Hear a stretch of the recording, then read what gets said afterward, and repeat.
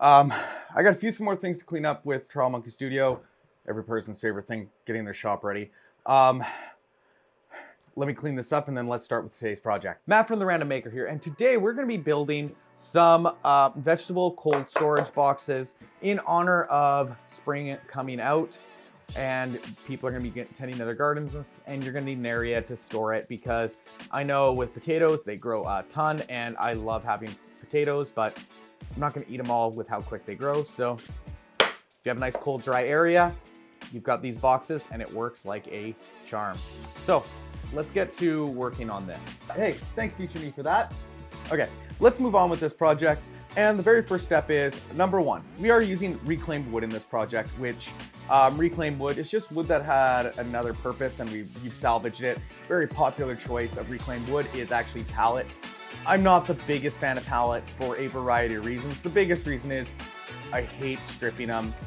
If they've been used long, they can be brittle, you can crack, like, it's a lot of work. Now, great source of wood, there's a lot of free hardwoods in them, the way they're built, but not my favorite thing. In our case here, we're gonna be using some old fence pickets. Now, because this wood is ½ an inch already, which means I don't have to plane it. Now, if your wood was thicker, you'd put it through a planer at this point and make it the size you want. Now, I will say, if you're gonna put it through the planer, make sure you check it. I actually don't like to put paint through my planers or jointers.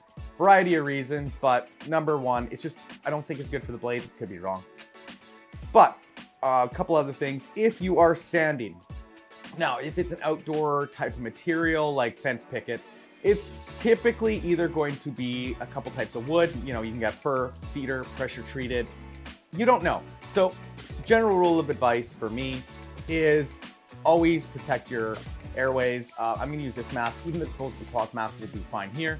If you don't know when it's painted and it's an older house, make sure you get it tested, because there was lead-tinted paints for a long time. I don't know the exact year of the cutoff, but you don't want to be breathing in lead, especially because you're sanding it, making a particle.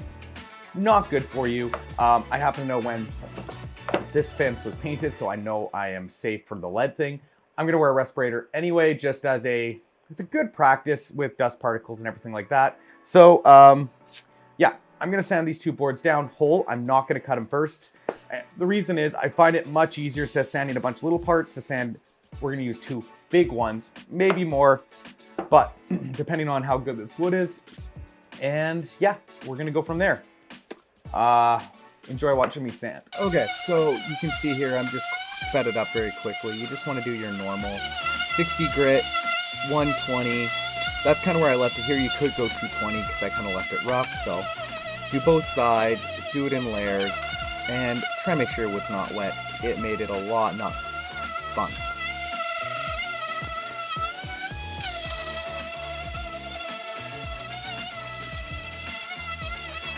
Okay, we've done all the sanding and all that. Let's actually get to the fun part, the actual building on these.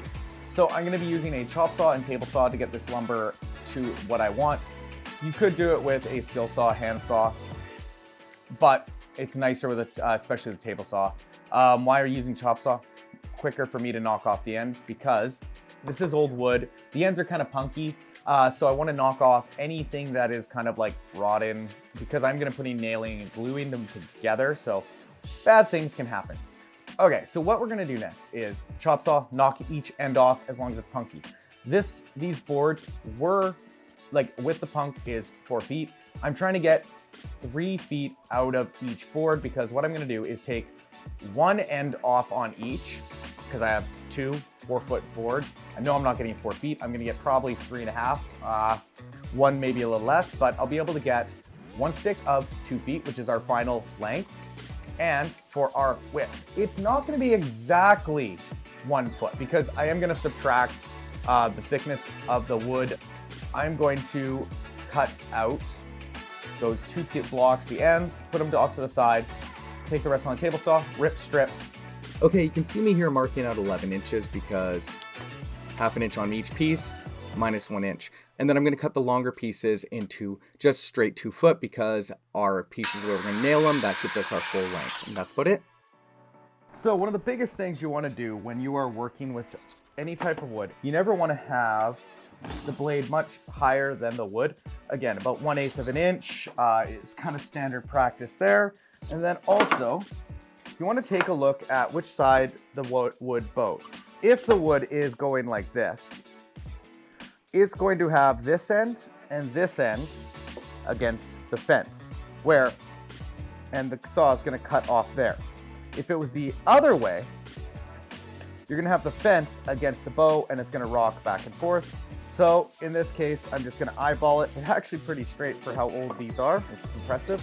So I'm just going to take the best of each side, because in reality, if I knock off this and this, they're pretty darn close. So I'm going to overshoot for the longer and just go from there. Okay, let's get going. One last thing before we get going, always use a push stick. Even though a lot of people, like, it is quite comfortable with my hand, never a good idea to put your hand near these type of blades. They are sharp. Okay, you can just see me ripping a bunch of pieces. As you can see, I keep my hands away from the blade. My table saw has a nice big red line where you shouldn't put your fingers, but still use your push stick. And I'm using a splitter here, and it's just the longer the pieces are, the more chances they have of pressuring in. And this is just me cutting the final lengths. So yeah, that's about it. Okay, at this point, we've got everything cut out. So what we're gonna do is we're gonna glue and pin nail all these pieces on here. As we can see a nice little storage drawer coming up in front of us. So I am going to space them essentially evenly, but my first two are in 4/10. Okay, now there's a couple ways you can do the spacing. Number one, you can measure every little one. Okay, that works. Not my preferred method, because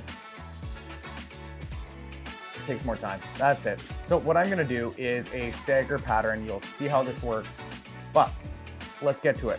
First thing, we're gonna do our ends to get it square using a square, and then I'm just gonna get going on it. So we're gonna hit the record button, and you can watch me as I'm doing this, and I'll be doing a voiceover over.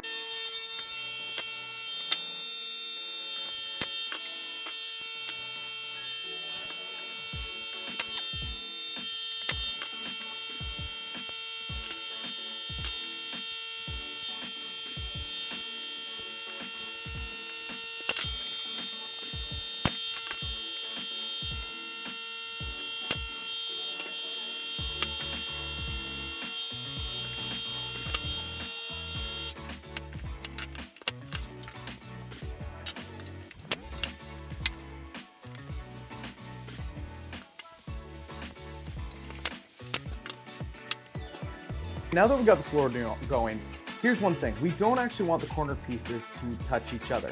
Now, I'm gonna just take a piece right here, and I'm gonna nail and glue it just like I've done here. But instead of me doing on the bottom here, because you see, that'll create like an area for dirt and stuff, you know, potatoes, onions, stuff to store under. Bad place to trap it. So what I'm gonna do is I'm actually gonna use the same method, because when I spaced this out, it worked absolutely perfect when it came to spacing right there, and it looks really good. So I'm a really big fan of just using the other pieces, because A, it looks aesthetically pleasing because each gap is the same distance of the piece of wood you're doing. And yeah, it's aesthetically pleasing. Let's go with this. Okay, we actually lost the footage on this, but it's the exact same process as previous. Yeah, so just glue, nail, and then I was using the stagger from the top to bottom, and that created that gap at the end. That is all important. And that's about it. This project's nice and easy. Well, and there you have it. Boom. We have our box completed. Nice. I'm not going to finish it any further because it's going under my house for cold storage. If you are going to have it out and about and want it to look nicer, linseed oil is a good one. Beeswax, any kind of finish that is food safe, make sure, because you're going to have food storing there. Make sure it's food safe. If you want to see other projects, if you like this video, hit the like button. If you want to subscribe and see more random maker projects, I can't tell you what we're going to do because that's the whole point of random. If you have any comments, concerns, or to be honest, how I said something wrong about food, not my thing, but put it in the comments below. Let's go with this. Until next time, it's Matt from The Random Maker saying, let's get making.